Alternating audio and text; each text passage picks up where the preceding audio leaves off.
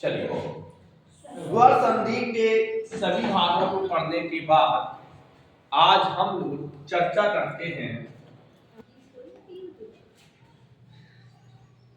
व्यंजन संधि। व्यंजन संधि जो है इसको एक और नाम से जानते हैं, हल संधि। व्यंजन संधि या हल संधि।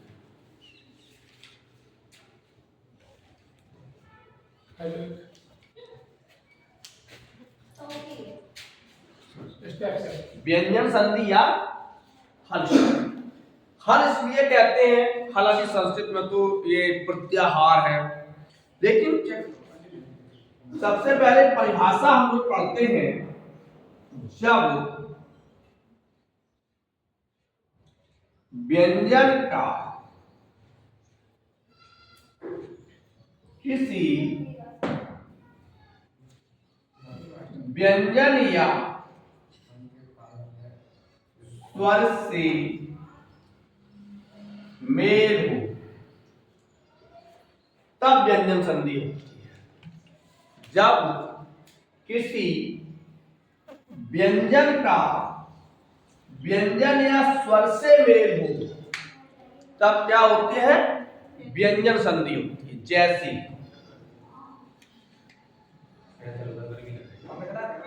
दिट दान, छोड़ो दिट दान गज,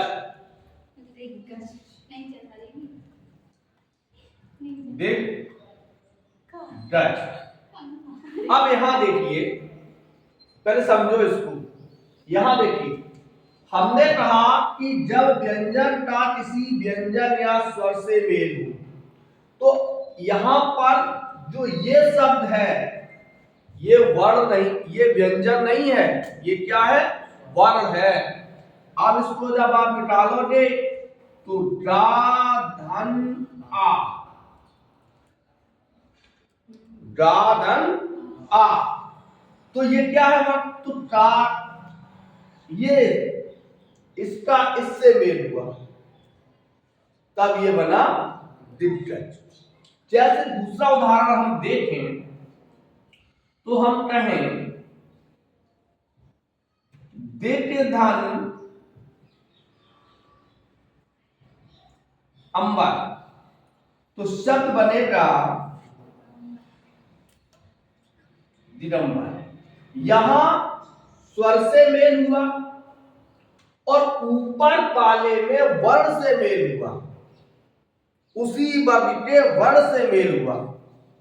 तो जब किसी व्यंजन का या जब व्यंजन का किसी व्यंजन या स्वर से मेल होता है तो व्यंजन संधि होती है। सबसे पहले आज हम व्यंजन संधि का नियम नंबर 1 पढ़ेंगे, क्योंकि इसमें हम आपको संस्कृत तो पढ़ा नहीं रहे हैं, हिंदी पढ़ा रहे हैं, तो इसके सूत्र कम करेंगे और इसके ऊपर भाषा लिखेंगे हम। चलिए देख लेते हैं। जब किसी, ये नियम नंबर 1 है, नियम नंबर 1। काजल, इसमें क्या चलेंगे? नियम चलेंगे कि जब किसी स्पर्श वर्ण के बाद, अब यहां देखो, हालांकि यह परिभाषा गलत है। जब किसी स्पर्श व्यंजन के बाद, जब किसी स्पर्श व्यंजन के बाद, परिभाषा ध्यान से समझना, किसी भी वर्ण, किसी भी वर्ग का तीसरा या चौथा वर्ण आए, क्या आए? वर्ण आए, व्यंजन ना आए, क्या आए? वर्ण आए, अथवा कोई स्वर आए तो स्पर्श वर्ण, तो स्पर्श वर्ण नहीं, तो स्पर्श व्यंजन, तो स्पर्श व्यंजन अपने वर्ग के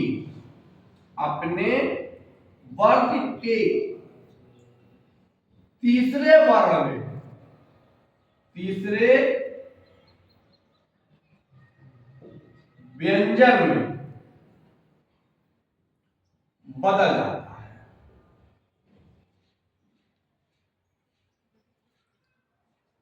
जब किसी स्पर्श व्यंजन के बाद किसी भी वर्ग का तीसरा या चौथा वर्ण अथवा कोई स्वर आए तो स्पर्श व्यंजन अपने वर्ग के तीसरे व्यंजन में बदल जाता है। किसमें बदलेगा? तीसरे बदल। जैसे शब्द हम लेते हैं, यदि का आता है तो डा में बदलेगा, चा आता है तो चाचा जा में बदलेगा, यदि पा आता है तो पापा बा में बदलेगा। ये सब में देखो है। यदि टा आता है तो टाठा डा में बदलेगा। स्पर्श व्यंजन अपने वर्ग के तीसरे वर्ण में या तीसरे व्यंजन में बदल जाता है। एक एक उदाहरण देखते हैं। ध्यान से, कोई जरूरी नहीं है कि हम लोग एकदम कम से कम 4-4 नियम पढ़ लें। एक नियम पढ़ो और एक नियम सीख के चलो। नियम 1 पढ़ो और नियम सीख के चलो। सही है? पहना हला करें, गंदी बात करें, अच्छे बच्चे बैठो एकदम बढ़िया तरीके से। तो देखो, मैंने बताया कि जब किसी स्पर्श व्यंजन के बाद किसी भी वर्ण का तीसरा चौथा वर्ण आए अथवा कोई स्वर आए तो स्पर्श व्यंजन अपने वर्ग के तीसरे व्यंजन में बदलेगा। जैसे सबसे पहले हम देख लेते हैं टा, स्पर्श वर्ण है। टा के बाद किसी भी वर्ग का तीसरा चौथा वर्ण आ जाए अथवा कोई स्वर आ जाए तो टा किसमें बदलेगा? गा में बदलेगा। ये नियम है। जैसे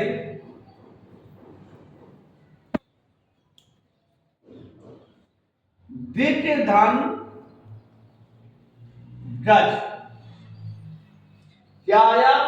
का था गा, तो इससे कोई मतलब नहीं है। का किसमें बदलेगा? अपने वर्ण के गा में बदलेगा। शब्द हो जाएगा दिग्गज। क्या हो जाएगा? दिग्गज। जैसे दिट धन अंबर, दिट धन अंबर। अब इसीलिए कहते हैं भाषा की सबसे छोटी इकाई क्या है? ध्वनि है।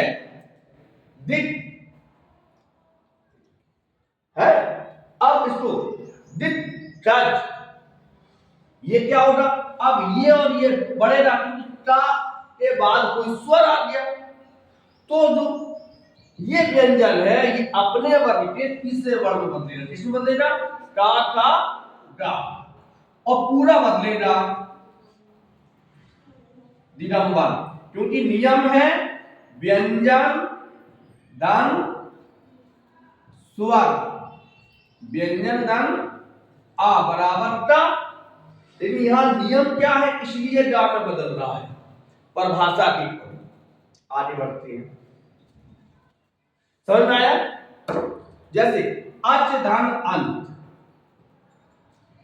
अच धन अंत, स्वर आ गया, शब्द हो जाएगा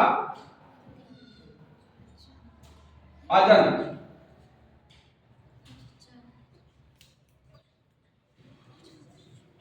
जगत धन ईस, क्या होगा? दा था दा, जागे 20, ता किसमें बदलेगा? दा में बदलेगा। अक्ष बदलेगा दा में, क्योंकि नियम है। जैसे जगत धन अंबा,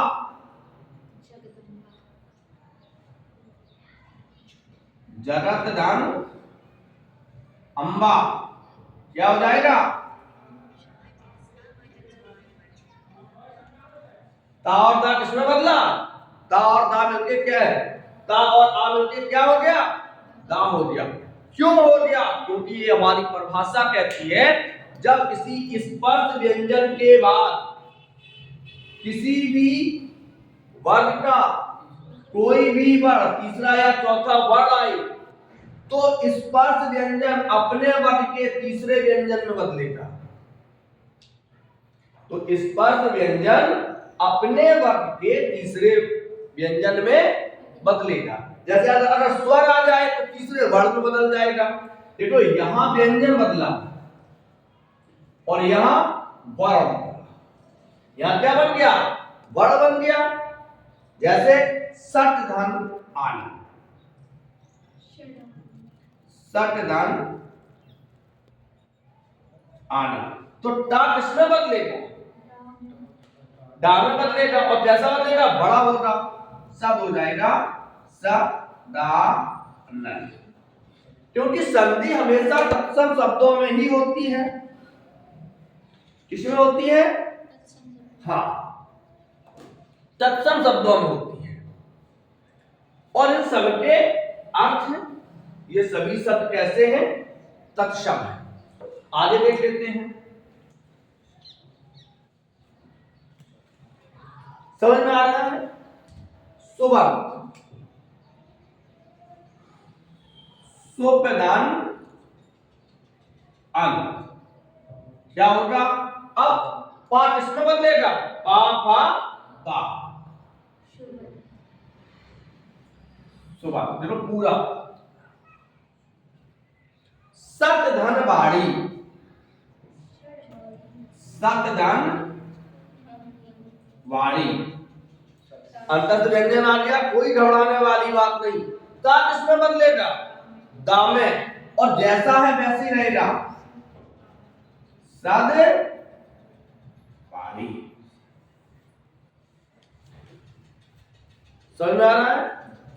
परिभाषा एक बार फिर समझिए कि जब कोई स्पर्श व्यंजन, जब कोई स्पर्श व्यंजन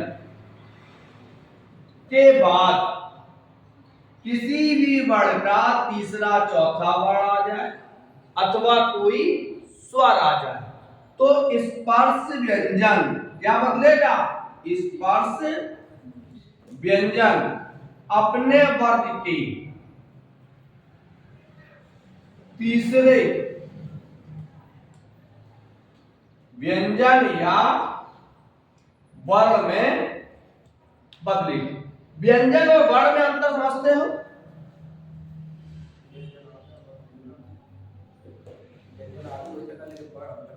हाँ, व्यंजन कभी टूटता नहीं है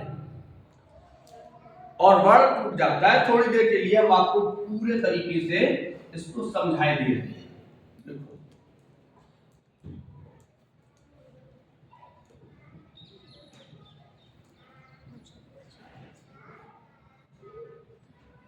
समझो, इनका जब उच्चारण करोगे, पहले का उच्चारण करो तो पहले का होगा जगत, क्या लिखो?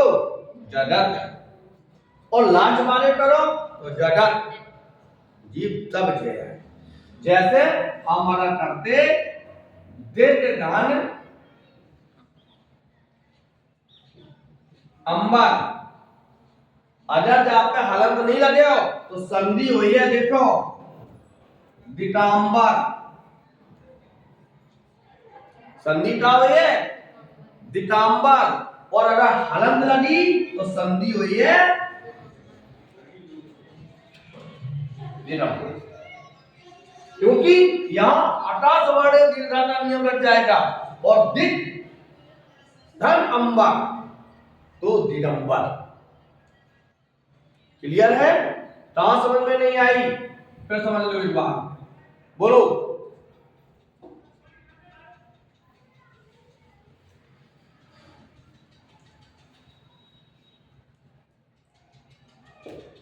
बाट के देखो सुनो, बाट धन इस, अगर हलंत नहीं लगी है तो जा संधि हो जे बातेस, और अगर हलंत लगी है तो देखो पूरा सिस्टम बदल लो। अब बाट धन ई ता के बाद स्वर आउट है, ता व्यंजन के बाद क्या आया, स्वर आया। तो ये नियम है कि यदि ता व्यंजन के बाद स्वर आएगा तो ता अपने वाक्य के तीसरे ता का गा।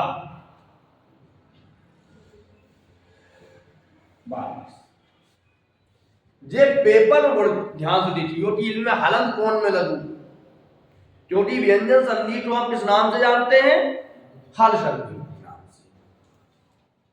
आज समझ में आई गई, अब तो नहीं भूलियो। तो एक दो हम उदाहरण दे रहे हैं।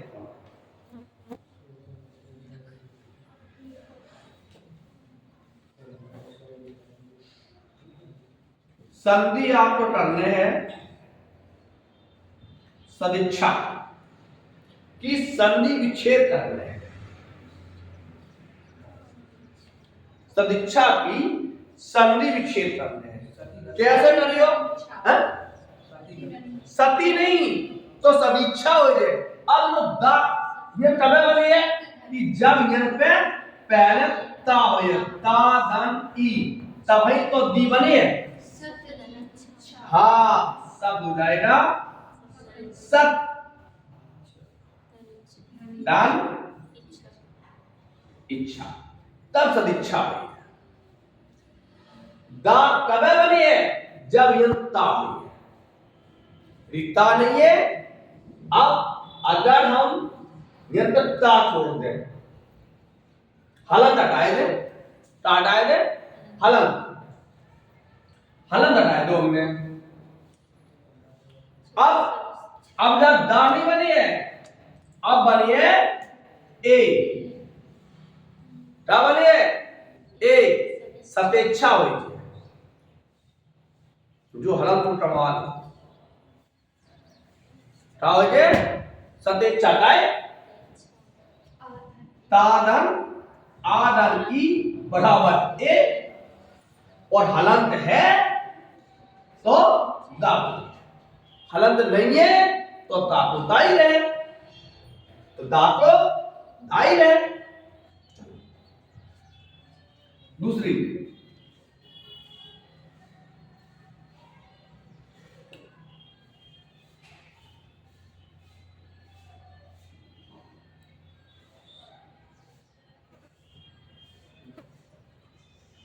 सरदर्शन, सरदर्शन पता है,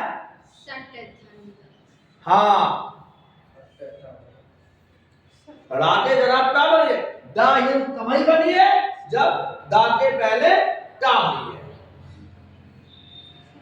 क्या हुई है, सट धन दर्शन। समझ आया, क्लियर हो गया। तो आज हम लोगों ने व्यंजन संधि का नियम नंबर 1 पढ़ा। कल पढ़ेंगे 2 नियम, कल 2 नियम पढ़ाएंगे, सही है। तब तक के लिए राधे।